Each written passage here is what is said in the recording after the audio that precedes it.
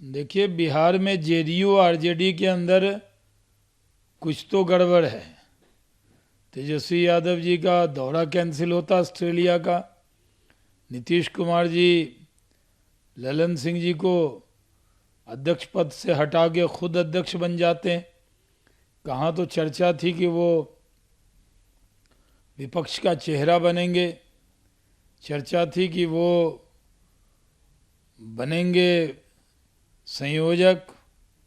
अभी भी चर्चा हो रही है कि वो संयोजक बन सकते हैं और तेजस्वी यादव मुख्यमंत्री बन सकते हैं।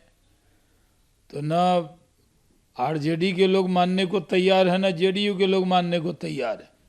ये लोग सिर्फ एक दूसरे पर शक की निगाह से एक दूसरे को देख रहे हैं।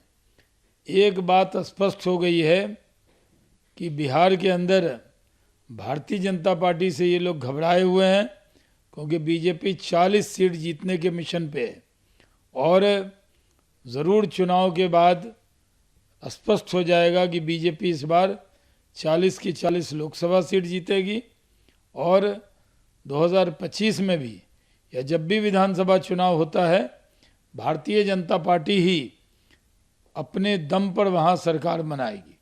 लेकिन जो अभी उलटफेर दिख रहा है राजनीति, लगता है कि फिर से अगर जैसे नीतीश कुमार का को लेकर कहा जाता है कि पाला बदलते रहे, तो फिर से बीजेपी की तरफ आने की कोई कोशिश कर रहे हैं या बीजेपी की तरफ से ऐसा दरवाजा खुला रखा जाएगा? देखिए, भारतीय जनता पार्टी ने स्पष्ट कर दिया है पहले भी, एक नहीं अनेक बार, जेडीयू और आरजेडी आपस में जो कुछ भी करें, हमारा इन दल से कोई संबंध न है न होने वाला है।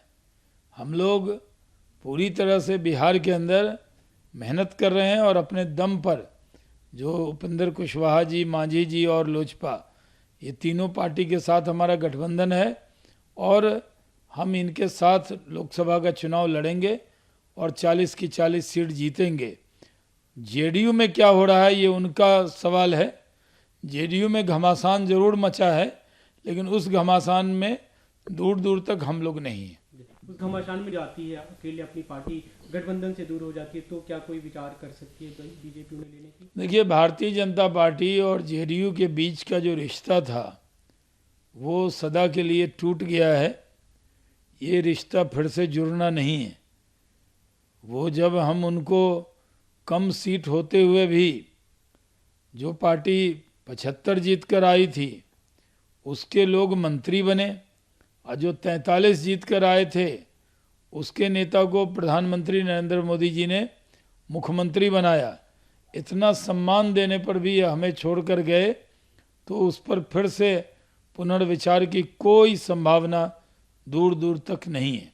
सर, एक दूसरा मुद्दा है, अभी थोड़ी देर पहले खबर आई, लालू यादव और राबड़ी देवी के घर के सामने एक पोस्टर लगा, उनके विधायक आरजेडी के फतेह बहादुर सिंह की तरफ से लगाया गया, उसमें दोनों की तस्वीरें दी हैं, उस पर मानसिक गुलामी का प्रतीक बताया गया है राम मंदिर को। देखिए, आरजेडी इसी तरह बयानबाजी करती रहती है और कांग्रेस भी करती रहती है। चाहे आरजेडी के नेता फतेह बहादुर हों या कांग्रेस के नेता उदित राज हों, ये दोनों इसी तरह का बयान देते हैं। पहले भी रामचरितमानस पर आरजेडी के जो शिक्षा मंत्री थे उन्होंने घोर आपत्तिजनक टिप्पणी की और उस पर कोई कार्रवाई लालू जी ने नहीं किया, तेजस्वी जी ने नहीं किया। तो ये साफ है कि ये लोग भारत की संस्कृति का, सनातन का, इस सब का विरोध करते हैं, ये करते रहेंगे, लेकिन उससे कोई फर्क पड़ने वाला नहीं है। उदित राज का आपने जिक्र किया, उन्होंने कहा कि साल बाद मनुवाद की वापसी हो रही है फिर से। जी, मैंने कह दिया उसी पे। तो फिर दूसरा मुद्दा है, अभी उस पर कांग्रेस के जो नेता अधीर रंजन चौधरी, उनका बयान है, उन्होंने कहा कि मन की ही बात करते हैं, कभी दिल की भी बात करें। जो बातें पहले कही जा चुकी है उनकी तरफ से 15 लाख नौकरियों की बात, 15 लाख खातों में डालने की बात है, 2 करोड़। अधीर रंजन चौधरी जी के बयान को कांग्रेस पार्टी सीरियस नहीं लेती, हम भी उनके बयान को बहुत महत्व नहीं देते। पूरा देश, करोड़ों लोग बैठकर इंतज़ार करते हैं प्रधानमंत्री नरेंद्र मोदी जी की बात का, और आज उनकी बात का असर है कि प्रधानमंत्री के मन में पूरा देश बसा हुआ है और वो जो मन की बात करते हैं वो देश की जनता के लिए ही करते हैं। उनका 140 करोड़ का परिवार है, उसकी चिंता करते हैं और सबको साथ लेकर चलते हैं। जी, कांग्रेस के नेता है आचार्य प्रमोद कृष्णम, उनका प्रधानमंत्री मोदी को क्रिटिसाइज करना चाहिए, लेकिन उनसे नफरत करना पूरी तरह से डेमोक्रेसी के खिलाफ है। जो कई लोग हैं जो उनसे नफरत करते ही खुद को बर्बाद कर रहे हैं। नहीं, सही कहा है प्रमोद कृष्णन जी ने, वो आचार्य हैं और उनका जो बयान है वो सही है कि आप आलोचना और विपक्ष में होता था, हम लोग भी विपक्ष में रहे, लेकिन मोदी जी से इतनी नफरत, कांग्रेस के अंदर जितनी नफरत है, जितना जहर है उनके अंदर, वो सब मोदी जी पे उगल देना चाहते हैं। उससे कोई फर्क पड़ने वाला नहीं है। वो जितना बयानबाजी कांग्रेसी करेंगे उस मोदी जी के खिलाफ, उतना देश की जनता मोदी जी को प्यार करेगी। इंडिया घटक दलों की मीटिंग हुई थी, तो खबर है कि ममता बनर्जी ने कहा है कि दिसंबर के लास्ट तक इसे फाइनल कर लें। कुणाल घोष जो टीएमसी के नेता है, उनकी तरफ से आज बयान है कि कोई अभी इस पे कोई सूचना नहीं है। ममता बनर्जी, देखिए उनका मामला है, वो सीट शेयरिंग करें तब भी वो हार जाएंगे और नहीं करें तब भी वो लोग हार जाएंगे।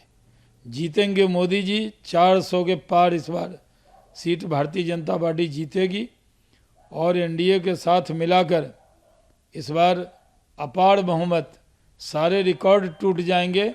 वो समझौता करें न करें कोई फर्क नहीं पड़ता।